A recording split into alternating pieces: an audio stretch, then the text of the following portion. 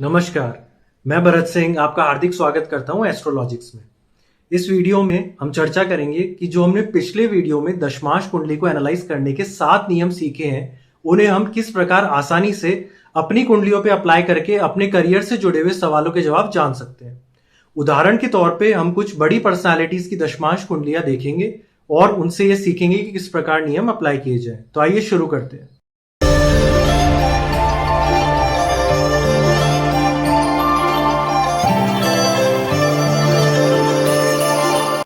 सबसे पहले हम चर्चा करते हैं विराट कोहली की दशमांश कुंडली के ऊपर।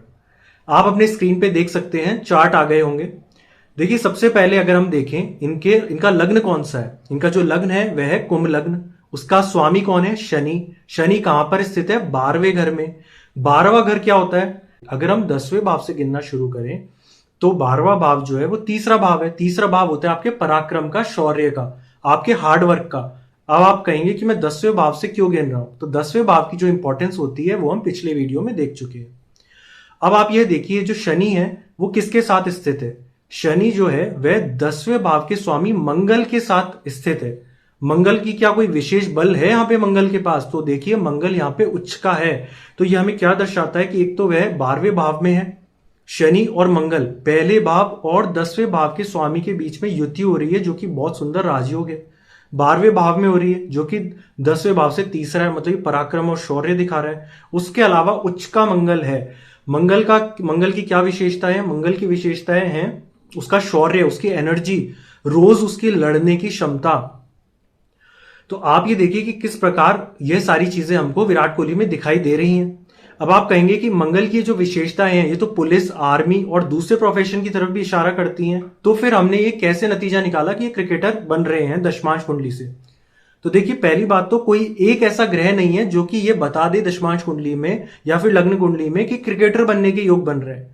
ऐसा नहीं होता। इसको देखने के लिए हमें कई सारी चीजें देखनी पड़ती हैं और भी, इसीलिए तो मैंने आपको 7 नियम बताए थे। तो अब हम कैसे जान पाएंगे कि क्रिकेटर बनने के योग बन रहे हैं? तो हम अगले नियम की तरफ चलते हैं जो कि सबसे महत्वपूर्ण है, वह है नक्षत्र का देखना। अगर आप नक्षत्र देखें तो यहां पे हम देखेंगे पहले भाव और 10वें भाव के स्वामी का नक्षत्र। पहले भाव के स्वामी का नक्षत्र है धनिष्ठा।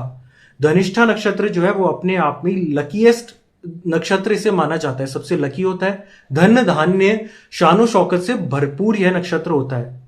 दूसरा नक्षत्र है 10वें भाव के स्वामी का उत्तराषाढ़। इसका मतलब होता है फाइनल विक्ट्री, ये विजय से संबंधित है। इस नक्षत्र का जो सिंबल है वह है हाथी, विशालकाय हाथी के सफेद दांत। तो इसका मतलब आप समझ पा रहे हैं, ये इंसान के हाथी के समान बड़े एम्बिशंस को भी दर्शाता है। और इसका सिंबल क्योंकि हाथी है, इसका मतलब ये कि गणेश जी की भी कृपा इस नक्षत्र पे बनी रहती है। तो अगर हम अब यह देखना चाहें कि किस प्रकार ये क्रिकेट से जुड़ा हुआ है, तो आप ये देखिए कि मंगल के गुण हमने देखे कि वो एनर्जी और करेज और साहस से भरा हुआ है। तो हमने कहा कि पुलिस से भी योग बन रहे हैं, लेकिन आप ये देखिए कि क्या कोई पुलिस या आर्मी में अगर जाएगा तो क्या उसे इतनी शानो शौकत या इतना धन धान्य मिलेगा जो कि किसी खिलाड़ी यानी कि एथलीट को मिलता है? उतना शायद नहीं मिल पाएगा। तो इसीलिए हमारा ध्यान जाता है ऐसे मंगल के ऊपर जिसको भी धन भी मिल रहा है और हर घर में बच्चे से लेकर बुजुर्ग भी उसको जानते हों। ऐसे मंगल की विशेषताएं कहीं ना कहीं किसी एथलीट, खिलाड़ी की ओर इशारा कर रही हैं। और भारत में ऐसा कौन सा खेल है जो कि इंसान को शानो शौकत, बच्चे से लेकर बुजुर्ग उसका नाम जानते हो, इतनी ख्याति दिलवा सके? ऐसा कौन सा खेल है भारत में? शायद आप सभी जानते हैं, वह खेल है क्रिकेट। तो इस तरीके से हमने यह देखा कि विराट कोहली की कुंडली में पहले तो हमने खिलाड़ी बनने का योग देखा, क्योंकि उन्हें मंगल के साथ साहस, करेज और लड़ने की क्षमता तो मिल ही रही है, साथ ही साथ उन्हें धन धान्य के भी उनके योग बन रहे हैं। तो इसीलिए हमारा ध्यान गया एथलीट की तरफ और उसके बाद हमने नतीजा निकाला क्रिकेट का। और भी आप विशेष बल वाले ग्रह देखेंगे यहाँ पे तो आप पाएंगे कि चंद्रमा चौथे भाव में है। इसका मतलब उसे दिग्बल प्राप्त है, साथ में वह उच्च का भी है। तो आप ये देखिए, किसी की भी कुंडली में राइज करने के लिए जो केंद्र के भाव होते हैं, पहला, चौथा, सातवां, 10वां, उनका भी विशेष रोल होता है यहाँ पे। क्योंकि केंद्र के जो भाव होते हैं वो लग्न से अगर हम गिने, लग्न से भी केंद्र के रहेंगे, और अगर 10वें भाव से हम गिने तो वहां से भी वो केंद्र के रहेंगे। इसीलिए दशमांश कुंडली में केंद्र के भावों का भी बहुत महत्वपूर्ण रोल है। इस प्रकार हमने विराट कोहली की कुंडली से यह सीखा कि किस प्रकार उनकी कुंडली में एक महान क्रिकेटर बनने के योग बन रहे थे। अगली चर्चा करते हैं हम बिल गेट्स के बारे में। देखिए बिल गेट्स जो है माइक्रोसॉफ्ट के लिए पूरी दुनिया में फेमस है, जो उन्होंने कंप्यूटर की दिशा में जो उन्होंने क्रांति की, इस वजह से उनका हर जगह नाम है। तो आइए बिल गेट्स की कुंडली का हम विश्लेषण कर लेते हैं एक बार। अगर हम बिल गेट्स का लग्न देखें तो यह आता है मकर लग्न। इसका स्वामी जो है शनि, उसकी स्थिति देखिए वह कहां पे स्थित है, 7वें भाव में। शनि जब 7वें भाव में होता है तो उसे दिग्बल प्राप्त हो जाता है। 7वां भाव जो है वह आपके काम त्रिकोण का भी भाव है। काम त्रिकोण मतलब बिजनेस का भी ये बहुत ही इंपॉर्टेंट भाव है, यह आपको बहुत बड़ा बिजनेसमैन भी बनाने में सक्षम है।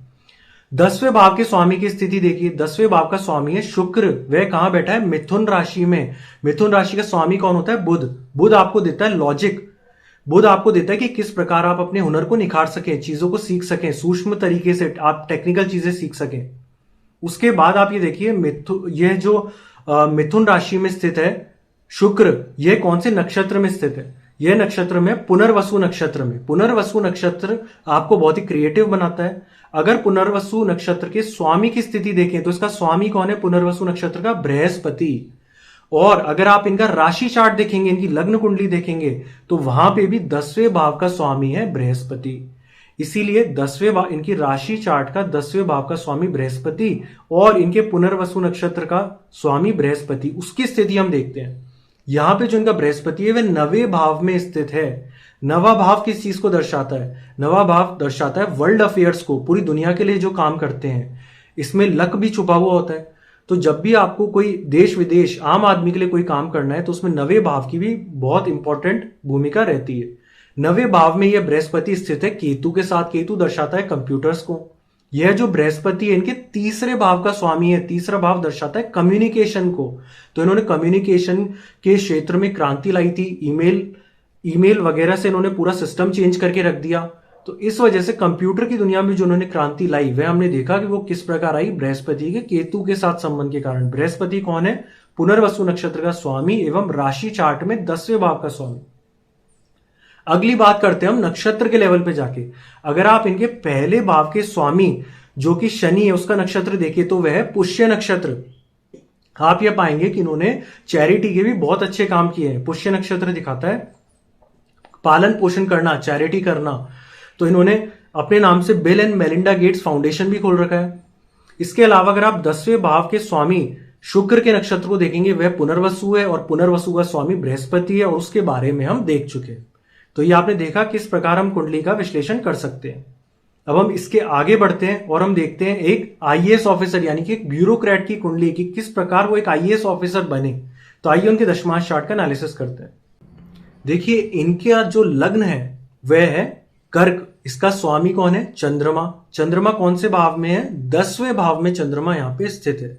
कौन सी राशि में स्थित है, मेष राशि। मेष राशि क्या दर्शाती है, एक अग्नि तत्व की राशि है। ये इनके अंदर ऊर्जा देती है, ठीक है। और ये जो पहले भाव का स्वामी जो है इनका चंद्रमा 10वें भाव में बैठा है। किसके साथ बैठा है, यह बैठा है मंगल के साथ। मंगल तो अपने आप में ऊर्जा के लिए जाना जाता है। अब यहां पे हम देखेंगे कि मंगल कौन है।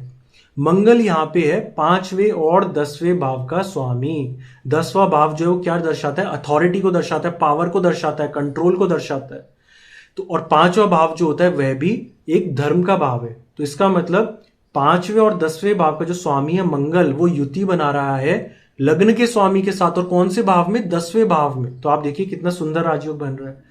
अब आप कहेंगे कि पहले भाव और 10वें भाव के स्वामी की युति तो विराट कोहली की कुंडली में भी थी। तो मैंने आपसे तब भी कहा था कि वह विराट कोहली बने थे नक्षत्रों के लेवल पे जब हमने देखा था। यहाँ पे नक्षत्रों का बहुत महत्वपूर्ण रोल है। अगर हम इनके नक्षत्र देखें तो इनके पहले भाव का स्वामी जो है वह है चंद्रमा। वो किस नक्षत्र में, वह भरणी नक्षत्र में। और 10वें भाव के स्वामी को देखें तो वह भी है भरणी नक्षत्र में। मैं आपको बता देना चाहता हूं आईएएस की सर्विस ज्वाइन करने से पहले इन्होंने 2 साल तक चिकित्सक के रूप में भी अपनी सेवाएं दी थी। तो भरणी नक्षत्र दर्शाता है हीलर्स को, डॉक्टर्स को, जो कि सेवा करते हैं समाज में।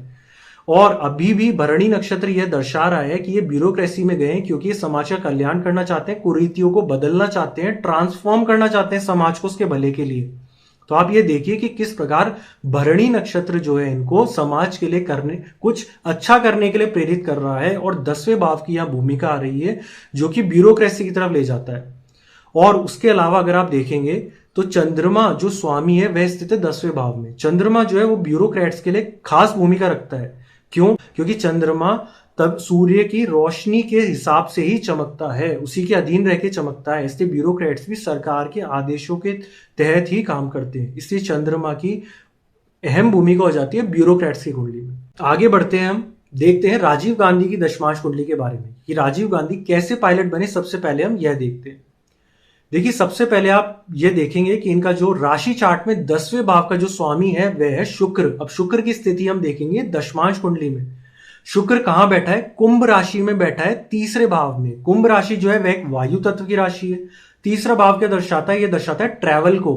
तो ये साफ इशारा कर रहा है कि इनकी कुंडली में एक पायलट बनने के योग थे और उस हिसाब से ये पायलट बने। उसके बाद हम ये देखते हैं कि ये पॉलिटिक्स में इनका आना कैसे हुआ। तो हम उसके लिए देखेंगे इनके लग्न को। लग्न कौन सा है? धनु लग्न। उसका स्वामी कौन है? बृहस्पति। बृहस्पति पहले भाव में है, इसका मतलब है दिग्बल में है। और उसका नक्षत्र कौन सा है? उसका नक्षत्र है मूल। तो ये क्या दर्शाता है? पहला भाव जो है वो दर्शाता है खुद के काम को, वह दर्शाता है कंट्रोल, अथॉरिटी के साथ जो काम करते हैं। तो आप इनका देखिए, बृहस्पति दिग्बल में है, मूल नक्षत्र में। मूल नक्षत्र दर्शाता है ट्रांसफॉर्मेशन को। इंसान भौतिक चीजों से ऊपर उठ के अपने धर्म को समझता है, उसको दर्शाते हैं मूल, उसको कहते हैं मूल नक्षत्र। अब नजर डालते हैं हम 10वें भाव के स्वामी पे। 10वें भाव का स्वामी है बुध। वह स्थित है छठे भाव में। छठा भाव दर्शाता है कंपटीशन को, जन सेवा को, पॉलिटिक्स को। तो आप देखिए किस प्रकार 10वें भाव का स्वामी छठे भाव में स्थित होने पर पॉलिटिक्स के योग बना रहा है। यहां पर यह युति संबंध बना रहा है मंगल के साथ। मंगल यहां पर कौन है? मंगल है 5वें भाव का स्वामी। 10वें भाव के स्वामी की युति हो रही है 5वें भाव के स्वामी के साथ, जो कि अपने आप में एक राजयोग है। 5वें भाव का स्वामी इन्हें देता है प्रसिद्धि। और अगर आप देखिए तो 5वां भाव धर्म त्रिकोण का भी भाव है। तो आप ये देखिए किस प्रकार इन्होंने पॉलिटिक्स में अपने धर्म का पालन किया। फिर हम देखेंगे प्रधानमंत्री कैसे बने। उसके लिए आप देखिए सूर्य को। सूर्य जो है वो 10वें भाव में है, मतलब वो दिग्बल में स्थित है। उस सूर्य ने इन्हें प्रधानमंत्री पद की प्राप्ति करवाई। फिर आप देखेंगे इनके चौथे भाव में राहु है।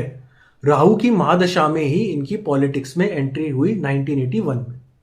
ठीक है, क्यों एंट्री हुई? अपने माता की वजह से। तो चौथा भाव माता का भी है, वहां पे राहु स्थित है। तो आप देखिए किस प्रकार जो है इनकी कुंडली में पायलट से लेकर के, राजनीति से लेकर के और पीएम बनने तक के योग थे। अब हम जाते हैं नक्षत्र के लेवल पे। देखिए इनका पहले भाव का जो स्वामी है उसका नक्षत्र है मूल। मूल के बारे में हम चर्चा कर चुके हैं। ये इंसान को ट्रांसफॉर्म कर देता है, बदल देता है। भौतिक सुख सुविधाओं से ऊपर उठ के भी इंसान धर्म कर्म का काम करता है। उसके बाद हम देखते हैं कि 10वें भाव के जो स्वामी है उसके नक्षत्र की स्थिति। 10वें भाव का जो स्वामी है वह बुध है और वह बैठा है रोहिणी नक्षत्र में। रोहिणी नक्षत्र क्या दर्शाता है? यह इंसान के अंदर एक चार्म देता है, उसकी पर्सनालिटी के अंदर एक आकर्षण देता है, जिससे लोगों को मास अपील मिलती है। मास अपील का मतलब लोगों के बीच में इनका रुझान बनता है, लोगों का इनके प्रति आकर्षण बनता है। इस वजह से भी जो है ये अपने आकर्षण, अपने ऑरा के कारण, अपने जो इनके चेहरे पे एक तेज था, जो इनका अच्छे से रहन सहन का तरीका था, अच्छे कपड़े पहनने का जो इनका तरीका था, उस वजह से भी यह लोगों के काफी चहेते थे। तो ये आपने देखा कि किस प्रकार जो है नक्षत्र अपनी भूमिका निभाते हैं। मुझे उम्मीद है कि उदाहरण के माध्यम से आपको यह समझ में आया होगा कि किस प्रकार दशमांश कुंडली का विश्लेषण किया जाता है। करियर से जुड़ी हुई हमारी ये सीरीज जारी रहेगी और इसके अगले वीडियो में हम ये देखेंगे कि किस प्रकार लग्न कुंडली और दशमांश कुंडली को मिलाकर के हम करियर के बारे में फाइनल नतीजे पर पहुंच सकते हैं। उम्मीद है आपने चैनल को सब्सक्राइब कर लिया होगा। तब तक के लिए नमस्कार।